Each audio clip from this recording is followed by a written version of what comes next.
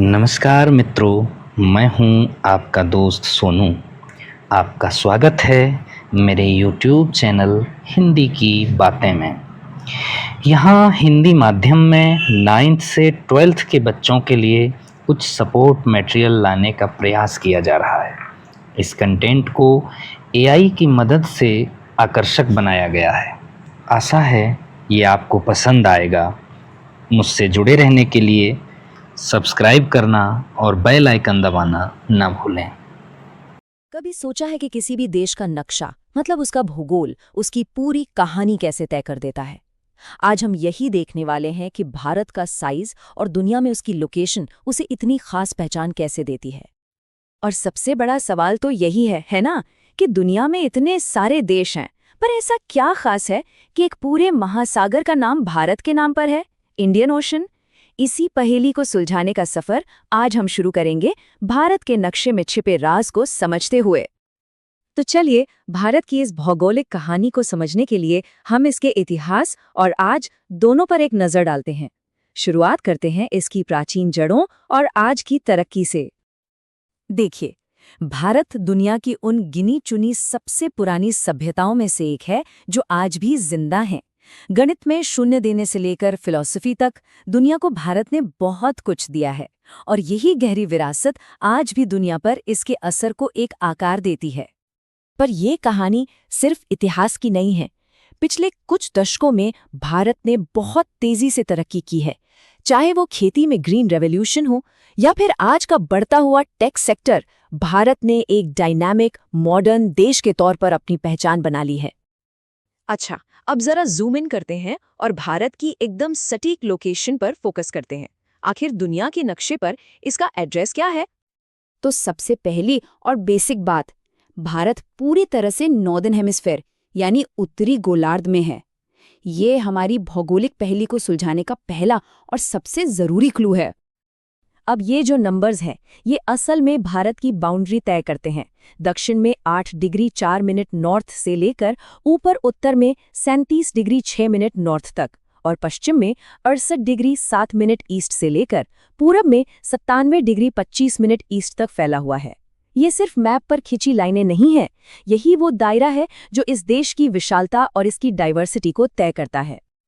और ये भी बहुत दिलचस्प है, कर्क रेखा यानी ट्रॉपिक ऑफ कैंसर जो 23.5 डिग्री नॉर्थ पर है, वो भारत को लगभग 2 बराबर हिस्सों में काटती है। ये लाइन बहुत ही जरूरी है क्योंकि ये देश को 2 अलग-अलग क्लाइमेट जोन में बांटती है। उत्तर का हिस्सा थोड़ा ठंडा और दक्षिण का हिस्सा ट्रॉपिकल। और यही वजह है कि यहाँ इतनी कमाल की बायोडाइवर्सिटी मिलती है। तो अब जब हमें भारत की लोकेशन पता चल गई है, तो चलिए अब इसके साइज को समझते हैं। ये सब कॉन्टिनेंट आखिर है कितना बड़ा? भारत का कुल एरिया है 32.8 लाख स्क्वायर किलोमीटर। इस नंबर को ऐसे समझिए कि ये लगभग पूरे यूरोप के एक बड़े हिस्से के बराबर है। इसी से अंदाजा लगता है कि ये दुनिया के सबसे बड़े देशों में से एक क्यों है। और ये विशाल एरिया पूरी दुनिया की जमीन का 2.4% है। ये दिखाता है कि एक ही देश के अंदर कितनी तरह की वैरायटी और कॉम्प्लेक्सिटी हो सकती है। और इसी के साथ एरिया के हिसाब से भारत दुनिया का 7वां सबसे बड़ा देश बन जाता है। मतलब ये रूस, कनाडा और चीन जैसे बड़े देशों की लीग में शामिल है। इस चार्ट को देखिए, यहाँ भारत का साइज और साफ नजर आता है। हाँ, रूस और चीन जैसे देश बड़े हैं, लेकिन भारत का साइज इसकी विशाल आबादी और जबरदस्त कल्चरल डाइवर्सिटी को देखते हुए बहुत ज्यादा मायने रखता है। ये सिर्फ जमीन का टुकड़ा नहीं है, ये एक जीता जागता हलचल भरा उपमहाद्वीप है। तो इस बड़े साइज का रोजमर्रा की जिंदगी पर क्या असर पड़ता है? एक बहुत ही हैरान करने वाला असर है टाइम पर। अब ये एक मजेदार पहेली है। अगर अरुणाचल प्रदेश में सूरज उगता है, तो गुजरात के मुकाबले वहां लगभग 2 घंटे पहले सुबह हो जाती है। फिर भी पूरे देश की घड़ियां एक ही टाइम दिखाती हैं। भाई, ये कैसे होता है? तो इसका हल क्या निकला? हल है स्टैंडर्ड मेरिडियन।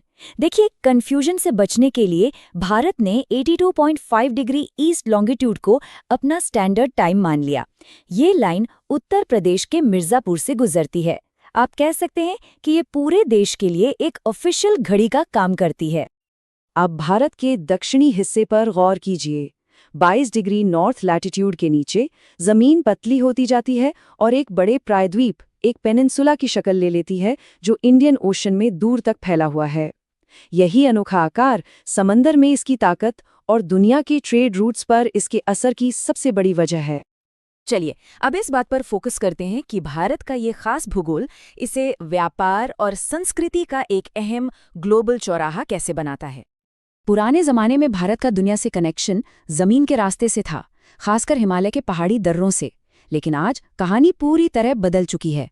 आज इसकी लंबी समुद्री सीमा ही दुनिया के लिए इसका दरवाजा बन गई है।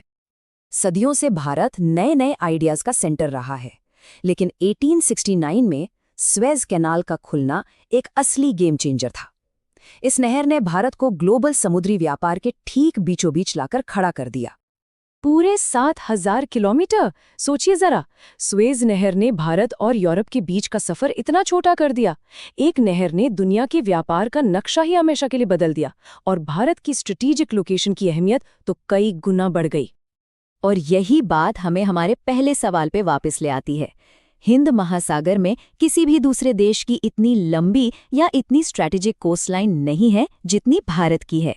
यही अनोखा भौगोलिक फायदा वो वजह है कि एक पूरे महासागर को इसका नाम मिला। तो आखिर में ये साफ है कि भारत के लिए उसका भूगोल ही उसकी किस्मत है। इसकी अनोखी लोकेशन, इसका विशाल आकार और हिंद महासागर पर इसका दबदबा इसे दुनिया के मंच पर एक बहुत बड़ा खिलाड़ी बनाते हैं। भारत की कहानी सिर्फ सरहदों की नहीं है, बल्कि अनगिनत मौकों की है जो इसके नक्शे पर ही लिखी हुई हैं। शुक्रिया मित्रों, मुझे बेहद खुशी है आपने मेरा वीडियो पूरा देखा। मुझे आशा है आपको वीडियो पसंद आया होगा। आपके सवाल और कमेंट्स का स्वागत है, जिससे मैं इस कंटेंट को और बेहतर बना सकूं। साथ ही हमारे चैनल को सब्सक्राइब करना और बेल आइकन दबाना न भूलें। Thank you.